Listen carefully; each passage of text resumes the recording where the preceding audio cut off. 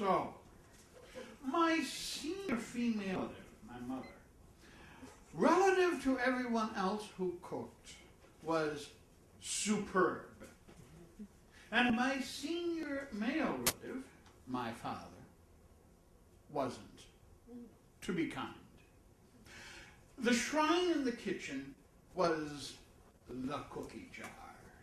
We would walk in, me, my friends, anyone who happened to notice the door was open, would walk in and go to the cookie jar, and there would always be mun cookies and mandel bread. Mun cookies, they're sugar cookies with mun, which is Yiddish for poppy seed. Mandel bread, which is this batter type thing filled with dried fruits and dried nuts made into a long strip. You stick it into the oven. Ma, how long do you cook that? Until it's done. And then she'd take it out, slice it up, turn them over, and put them back in and toast them, and they would be in the cookie jar, along with a friend of mine would always in toll houses of cookies, sticky buns, and all sorts of rolled up cookies. In addition, we were a Jewish family with 3 people. We had an upstairs refrigerator, a downstairs refrigerator, and a freezer. Filled with food, stews, pies, everything that you could imagine that could be cooked was cooked so well by my mother that you would not want to go to a restaurant. It was eating down. And when my mother died, everyone, the relatives and friends, all said that she is the only person they know of who catered her own funeral. And when, a year later, we unveiled the grave and came back to the house, we finished off the last of the mun cookies and mandel bread and sticky buns that my mother ever made.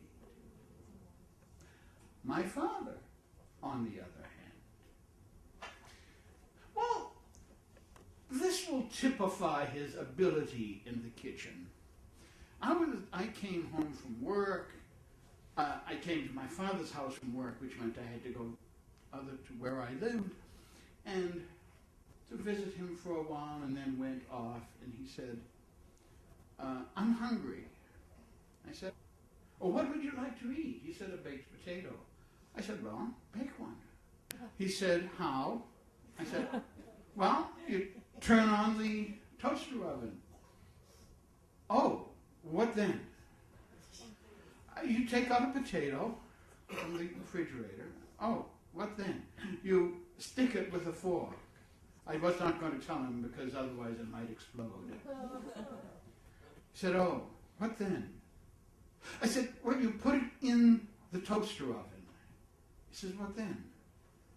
I said, well, you go watch television for an hour. He said, well, what then? I said, you take the potato out of the oven, turn the oven off, and put it on a plate. He said, what then? You eat it. And he looked at me as if to say, what a wonderful idea. Similar conversation we had with a can of vegetables. What's this? You take a can opener and you open it. What then? You put it in a pan and heat it up. What then? You eat it. And he looked at me and he said, I think you better take this.